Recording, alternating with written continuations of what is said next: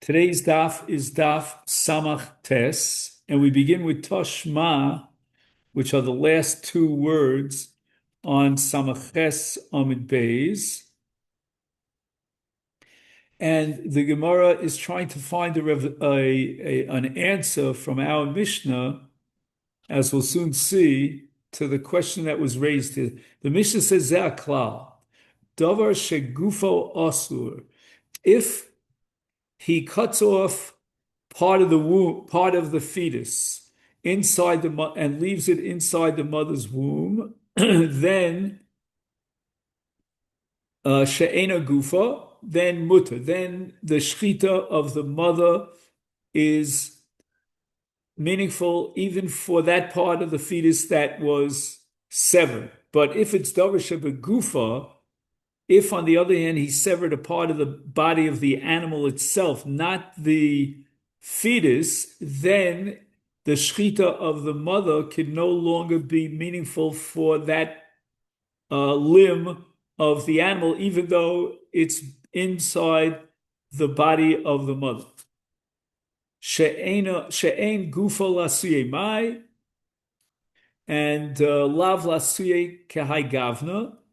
And the Gemara thinks that the reason why the Mishnah felt compelled to add davar shebegufa is in order to cover this exact situation where different limbs of the ubar successfully came out and were severed until the majority of the body had emerged. And we're going to learn from this Mishnah that the minor portion of the dismembered fetus that remains in the womb is not considered born, and therefore the shchita is matir. And the Gemara rejects this.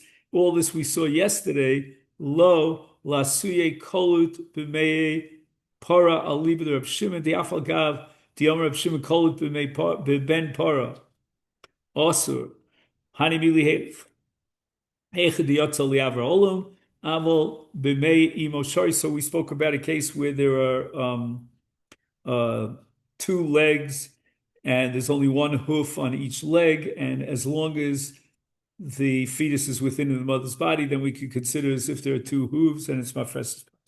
So all that we did yesterday. So today's shiur begins here by Rav Chananya. Rav Chananya had the following suffix regarding the ubar. Hotzi ubar es yodo ba'azara. Now we're talking about a behemoth kodshim, and the fetus, maybe because the mother was in this very tense situation of makasha leila, but the fetus stretched out its foreleg, and it was within the azara. Now, kodshim, like for example chatos, etc., have to be eaten within the azara. So the mechitza is the azara. Mao. And here the Gemara wants to suggest in one side in Reb Chananya's suffix migu. Migu means when you take halacha from a different context and you apply it here. So migu dahavi mechitza gabi kodshim havinami l'gabi hai. In other words, we're going to borrow from the klolim, the rules that govern and define mechitza in kodshim. For example, in the case of kodshim, we define the mechitza as the azara because you're allowed to eat the basar, the chatas, anywhere in the azara. You can't take it out of the azara.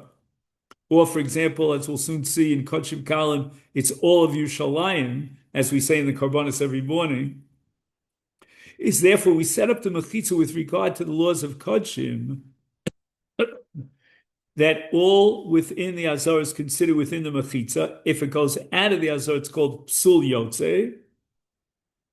And now we're going to borrow that halacha of mechitza from kodshim and apply it here to the shechita itself. And we're going to say that the shechita itself is considered a shechita within the mechitza, even though the limb, the foreleg, was stretched out of the fetus and out of the woman's mother, but since it remained within the azara, even as far as shechita is concerned, it's considered that it as if it didn't leave the mother's womb, and it's not treifa, right? We said that according to Rav, that foreleg is treifa because it left its mechitza dilma legabe high lav mechitza he the mechitza ubar imo.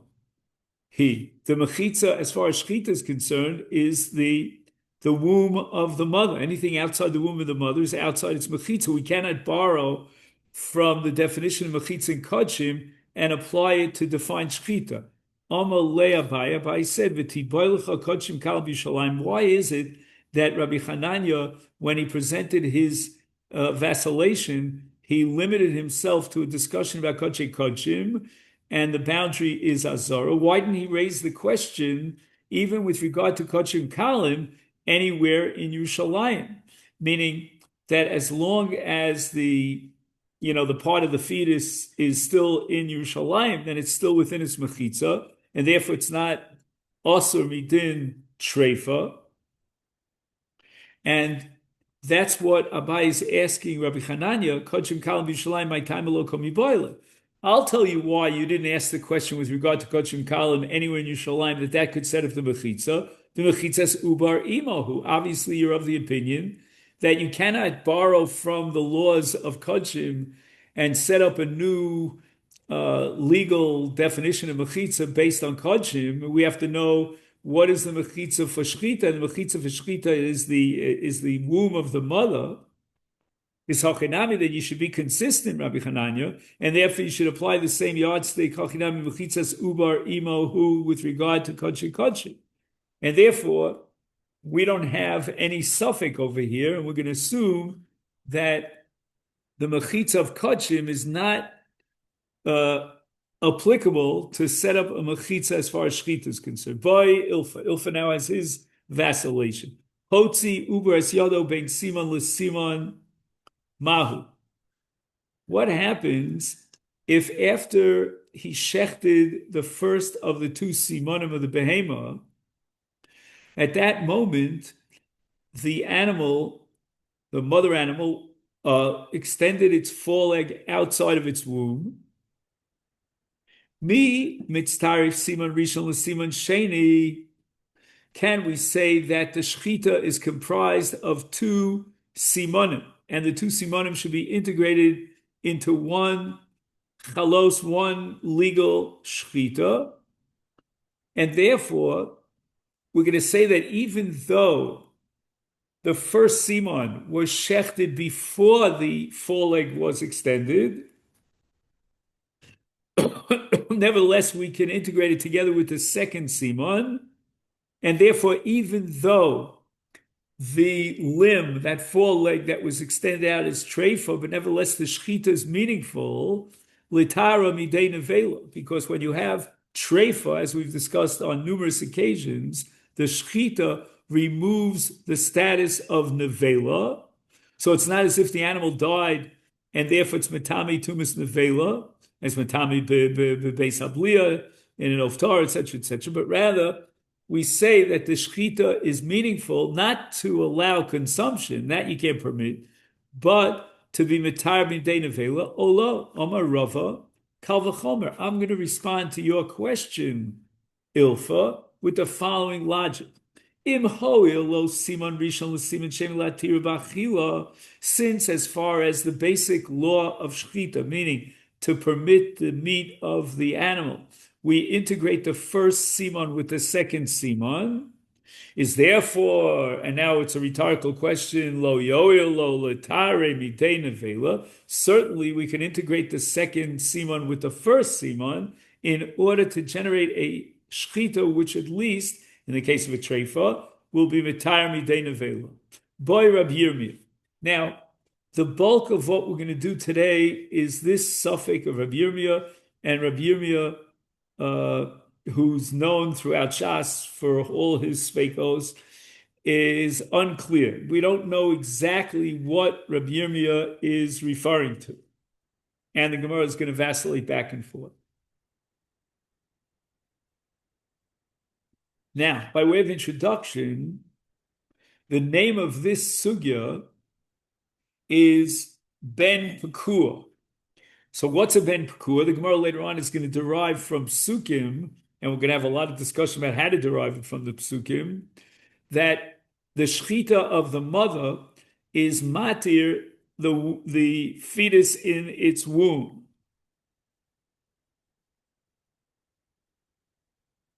Now, when that fetus is actually born, and now it stands on 4 feet, it does not need shechita because the shechita of the mother was already valid for the ben, for the pekua. Pekua means that it came out of its mother and it already had shechita.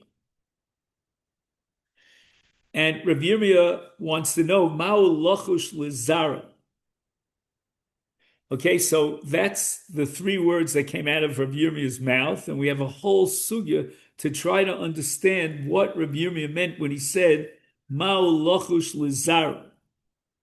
We can only translate Rabbi Yirmiyah's 3 words literally, and he wants to know, Mahu, what is the din as far as the zera is concerned, meaning if the ben pekua, which is right now it's a viable animal living on all 4s, you would not differentiate it from any other animal, and now it has a relationship with another animal, and now that other animal gives birth to another animal. So the second animal is the offspring of the ben pekua. So now we have this following situation. The mother had, we're going back to scratch, the mother had a fetus in its womb. The foreleg of that fetus extended outside of the womb of the mother. And then the mother was slaughtered. There was shechita on the mother.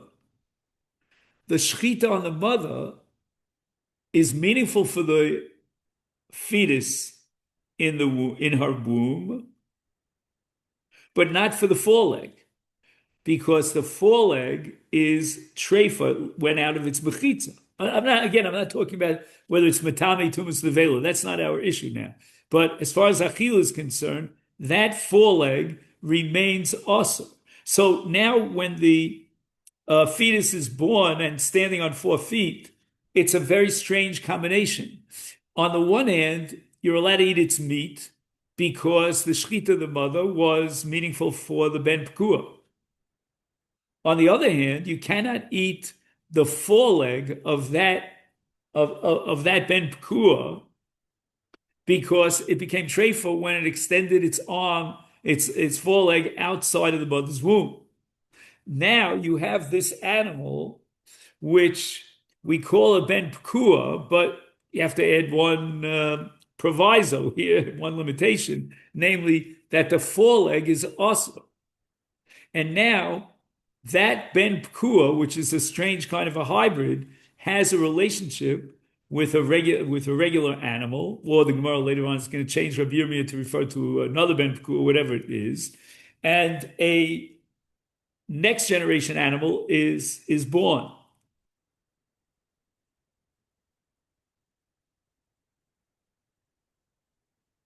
So Rabbi Yirmiyah at this point, and again, this is like Roman numeral number 1 in the sugi, the first understanding of the Gemara of Rabbi Yirmiyah is that limb, the foreleg, right, since it's prohibited because it extended outside of its mother's womb and it had the status of a treifa, what's the status of the offspring of that ben pekua? Is it a clone of its father? And like its father, it has the strange combination of most of the animal is mutter, but you cannot eat the leg. Hechi domi.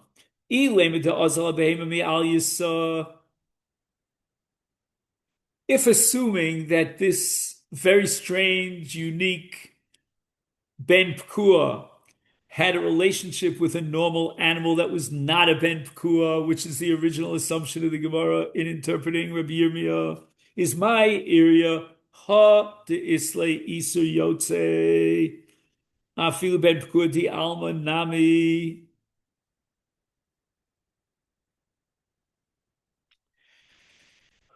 Okay, now let's say that this ben pkur that had a relationship with a normal female animal that was not a ben pkur,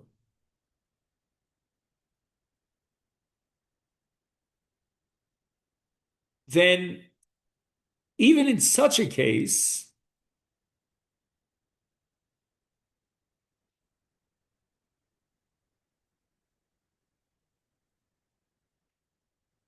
we have to ask about the status of the offspring of such a relationship between a ben pkua and a normal female, a regular classic female animal. That's called in the Gemara's language afilu ben pkua di almanami.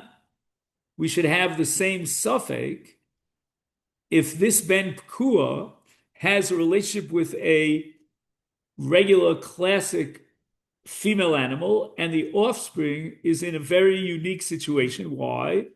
The Omer of Misharshi Lidivria Omer Choshen Lizera Av Ben Pkua Bal Behema Ma'al Yisa Havlad Ein Lo Takona. Now again, if we were to analyze the sugi of Choshen Lizera Av or Ein Choshen Lizera Av, which is a sugya later on in Masechta Chullin, we would have to really get into the nitty-gritties of that sugya. But we're going to assume right now, as the Gemara is going according to that Mandi Omar, that Choshin Lizera Ha'af. So when we look at the vlad of an animal, we consider it the offspring of not only its mother, but also its father. So now the Gemara comes to the most strange, it's like an oxymoron conclusion that if a ben pkua has a relationship with the normal female animal, the offspring of that relationship cannot be subject to the heter shchita. There's no way you can shecht it. And you can't permit it for consumption. What's the logic behind this conclusion that havlad ein lo takona? So the answer is that you have to look at the lineage of this offspring from both the perspective of the mother and the perspective of the father. From this perspective of the mother, who's a normal animal, then the offspring requires shchita. But from the perspective of the father, who's a ben pkua, there's no shchita. And the assumption here of Rav Mesharshia is that when we say about the ben pkua that it does not require shchita, what it means is that the ben pkua already had shchita. It's as if the two simonim were already cut.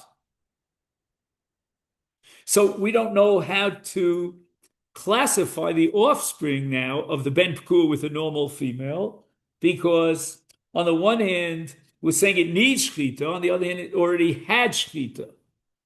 And in this, very strange combination, we say that the vlad is out for lunch. There's no way you could be matir.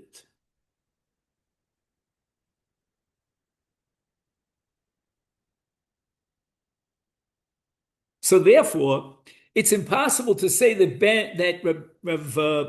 Rav Yirmiyah was vacillating about a ben pkua that had a ben pkua whose foreleg was extended beyond the womb of the mother and came onto a normal female, because in such a case, even had the ben pkua not extended its foreleg, we would still say that the offspring is prohibited even in a case of a ben pekua that had a relationship with a normal female. Ella lo tzricha, says the Gemara, di azal ben pekua de kavase. Unbelievable. I don't know what the statistical probabilities of this happening is, but that the ben pekua apparently hangs out with other ben pekuas, and this ben pekua that had a foreleg that it extended now has a relationship with another ben pekua. And here's where Rav Yirmiyah has a suffix. Again, this is so conceptual, so abstract, it's very hard. Man, Aver molid Aver. Shall we say that when a father animal, a male animal, sires, if I could use the word, an offspring from a female, then the offspring is every single individual limb or organ of that offspring parallels its father. That's called Aver Molid Aver.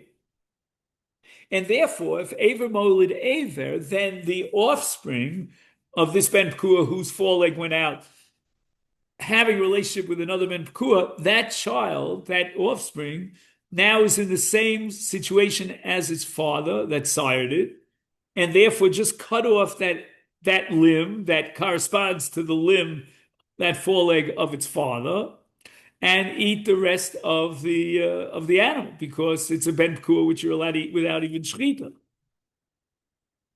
O dilma, should we say meval bel zare? Well, we don't say that there's a quid pro quo relationship between each aver of the father and each corresponding aver of the offspring, but rather that all of the father's seed is mixed together in a mishkababel, and basically every part of the father really contributes to the generation of the offspring. So the entire offspring now is prohibited by virtue of that limb, that foreleg, that's treifa. Hadar Omar, and now, so again, in Roman numeral number 1, we are now of the opinion that Rabbi Yirmiyah is vacillating as to whether or not the limb that of the offspring that corresponds to the limb of the foreleg that was extended of the father ben pekua is also, or the entire offspring is also. Now we have another possibility.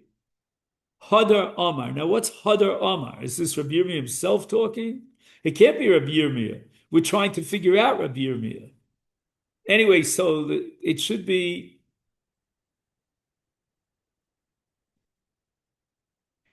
we should take out the words Hadar Amar from the text. Anyway, Pshita, the Mevalbel Zara. No.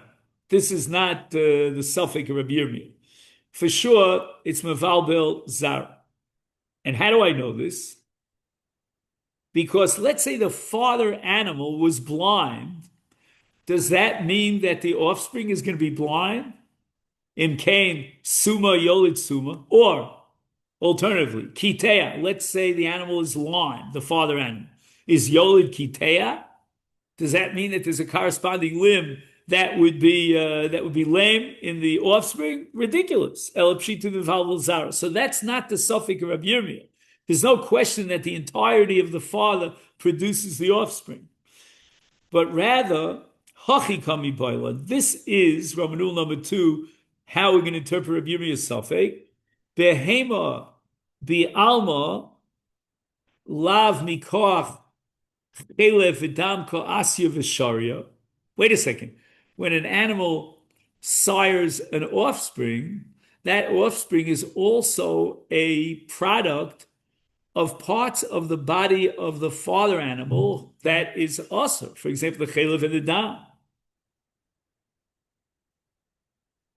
And yet for Sharia, nobody would entertain, otherwise we can't eat any animals. No meat. We all become vegetarians, right? Because you can never eat meat because this animal is produced by chelev and dam, right, of the father.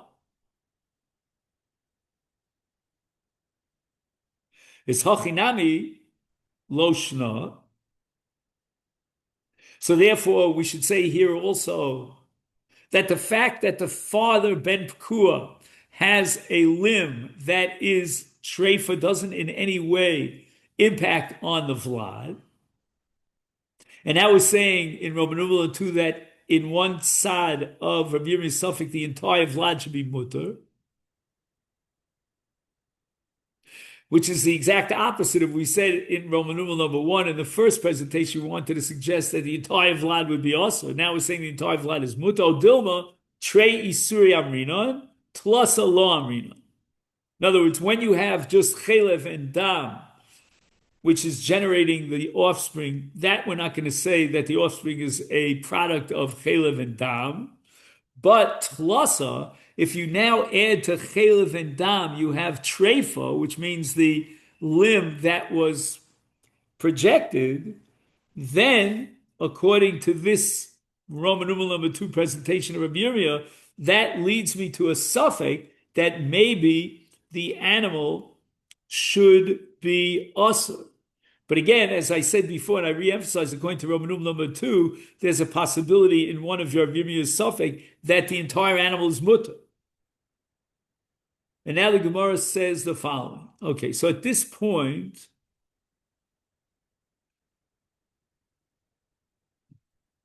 we're going to introduce a machlokas between Rabbi Meir and Rabbi Yehuda. Now, again, as I told you at the outset, this daf requires at least a month. So what are we going to do? I mean, we're daf Yomi. So anyway, Rabbi Meir holds that Isur Chelev V'Dam Ika, Isur Yotze Leka.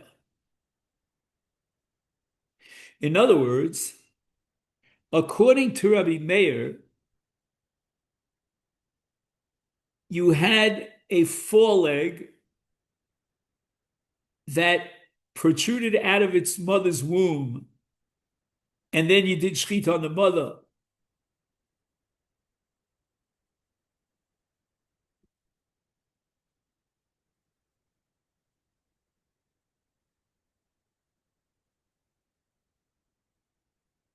And Rabbi Meir holds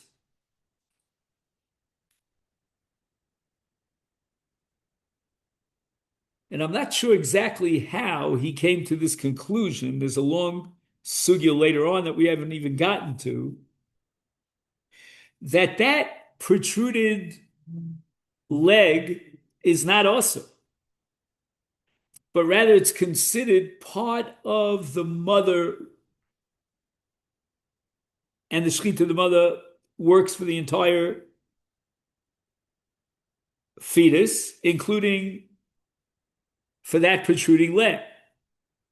So according to Rabbi Yirmiyah's suffix doesn't even get off the ground, because the whole suffix of Rabbi Yirmiyah is based on the fact that the protruding leg is treifa and it's us.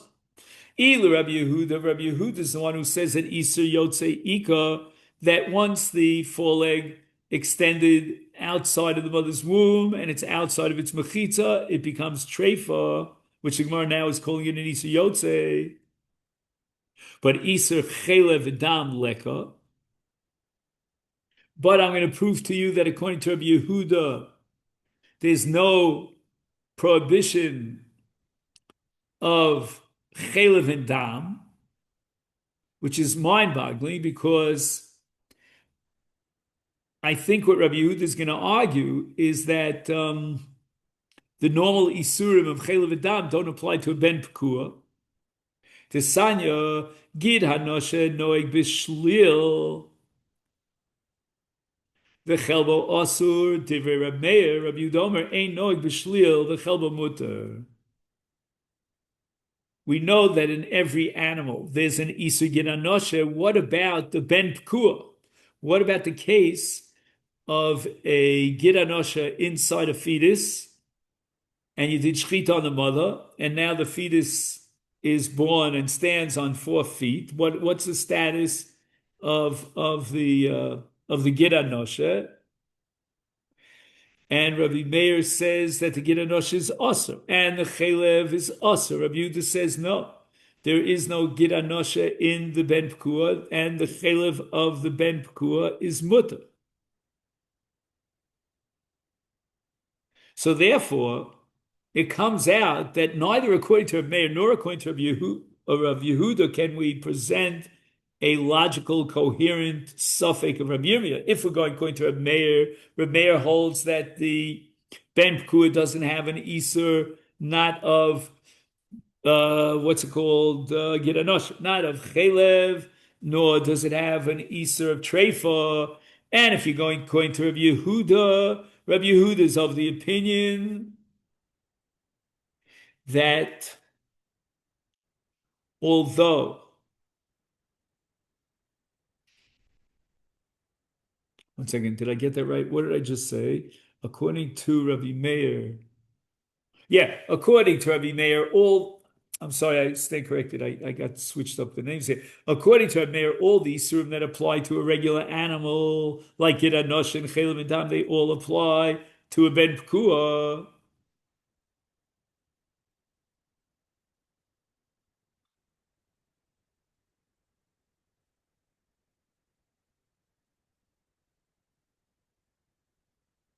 But yet, Rabbi Meir holds that we don't apply the Isur of Chutzah Mechitzoso in the case of a Ben Pekua, so the foreleg is not Asur. And if you're going to go according to Rabbi Yehuda holds that a Ben Pekua in Gansen is mutter. Everything is mutter. The Gidanosh is mutter, the Chelev is mutter, and how much more so the Treifa is mutter of that extended protruded arm.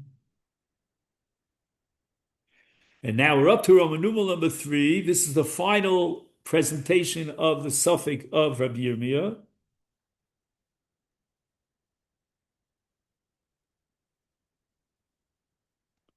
Kol mikoach lo amrinon dishar.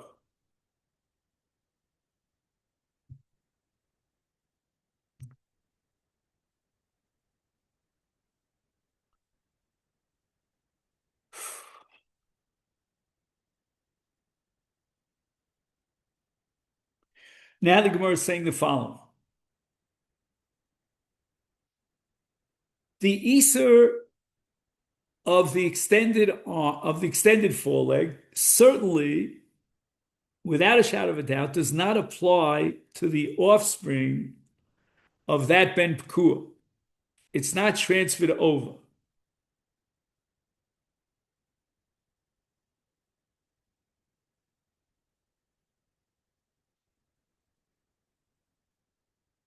But now the focus of Rabbi Yirmiyah's suffix is on the milk of a female Ben Pekua.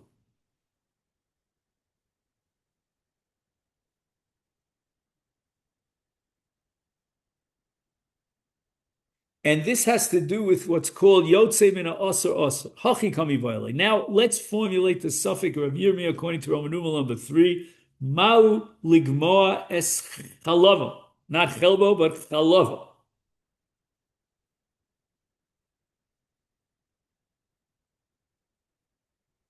So you have Rabbi Yirmiyah's case of a Ben Pekua that has a foreleg that's asur.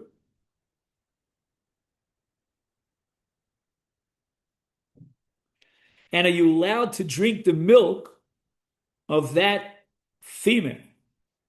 Shall we say that that milk is now the product of the foreleg? And kol hayotzim min asur asur. Chalav the alma lo kever min achai dami v'shari, although it's certainly true that milk in general is considered a separate entity. And it's not like a live limb of an animal, so there's no Avrim min achai in milk. And this apparently is a sugya later on in Chullin. It's hainami lo shna. So if the milk is not considered to be a limb of a live animal, then you're allowed to drink the milk even of this Ben Pekua. But Odilma, or shall we say Hasav, is leitakanta lisure b'shchita, in the case of milk of a normal animal. You can shech the animal, and therefore the milk is no longer considered Eiver min achai. But here, less leitakanta lisure the shchita. Here, since the foreleg was extended, and therefore the shchita, the mother, does not relate to the foreleg that was extended, so the shechita can't be meaningful. And you cannot in any sense be matir that limb, and therefore the chalav is a product of that limb as well. And here, if I'm not mistaken, unless I'm jumping the gun, there's a whole discussion about zevizegori. All right, maybe I'm jumping the gun. Okay, now take it. We let Rabbi Yirmiyah, as we always do, we let his suffix stand. Next, the Mishnah says, Chotech me ubar, if he cuts off part of the fetus, then if he leaves it inside and then he shechts some other animal, since it's part of the fetus, the shechita, the mother, is matir, even that part that was cut off. Minola. And how do we know such a thing? From whence do we derive the conclusion that anything that's inside the mother's body is subject to the het shechita? And the Gemara now is going to go through a number of different possible yalfusas limudim. One is the chsiv, the Torah says. Now we're going to have to see that the pasuk has the word behema twice. It says kol behema mafreses parsa. This is in Dvarim Perek Yudalid. V'shosa shesa shtei parso prosos malagera. And then again, in addition to the behema at the beginning of the pasuk, it says ba behema osasachelu. So why the double language behema ba behema? And the Gemara answers, because we're talking about behema ba behema l'rabos es havlat, that the kashrus of the animal extends to include the ba behema, that which is inside the animal, namely the fetus. Gemara rejects this. Elameata, if you're going with that approach, then it should have an impact on Tmura. And now I have to tell you, we're going into an entire Masechta Tmura, and we're going to try to just survive it. That's all we can do.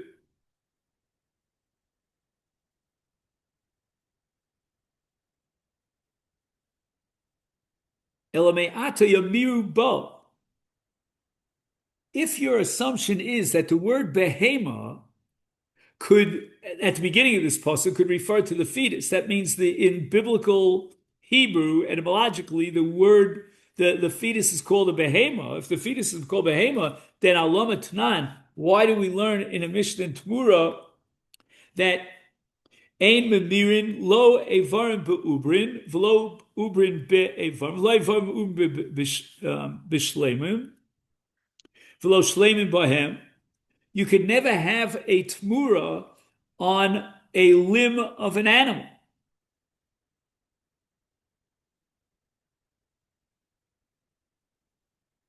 And it works in many different scenarios or combinations.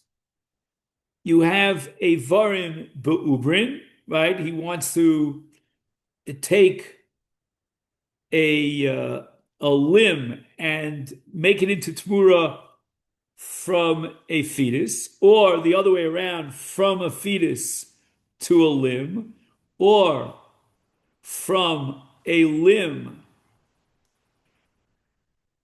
to a full animal, or an ubar to a full animal, or the full animal to the ubar. None of this works. Why? Because the ubar is not considered a behemoth. Now the Gemara is going to pick this up later and try to find for that's halacha in Tmura. But right now the Gemara considers it as a KTO. And Ela Makrav V'chal Behemoth. We're going to darshan from the word V'chal, not from the word Bibehemoth. L'rabos es havlat. Ihachi. If you're telling me that the word V'chal is going to tell me even a Vlad, is then afilu chotech minatchol uminakloyos nami. Even if he cuts off part of the spleen or part of the kidneys, and he leaves it inside. Nevertheless, the shechita, the mother, works for the limbs. Just 1 second. Did I get that right? No. The Mishnah says, as we're going to soon quote, that the shechita, the mother, doesn't work for the severed limbs. But why? Why do you say so? If you're saying v'chol behema means anything that's like an extension or auxiliary to the behema, like for example the fetus, then you should apply that to the kidneys and to the spleen as well. Alom Tanam, why do we learn in that Mishnah? Choteth min ha'ubar shemeya mut b'achila, but min ha'tchol min ha'klayos asa b'achila. And the Gemara says, although yes, the word kol in behema is going to be marbe the fetus, but nevertheless, oso, which is a miut, shlema v'lo chasera. When do we apply the principle that the shechita, the mother, works for the ubar? That's only when the animal is whole. But if you've already severed its spleen or its kidneys, it's not whole, then the word osa teaches me that the shechita, the mother, is not going to help for those evarim. Elame ata. If you're telling me that from the word v'chol, we could derive the conclusion that even the fetus does not need shechita, the mother is matter the fetus. Why does Rabbi Yochanan tell me that if you find some sort of mutation inside the body of the mother after you shechted it, and it looks like a different creature in the form of a dove, meaning a kosher animal, nevertheless you're not allowed to eat that thing. And Rabbi Yochanan prohibits a fetus with any form except that of an animal. Now the question is, why not say that v'chol behema, which includes even the fetus, should include every single fetus, even a fetus that doesn't resemble its mother?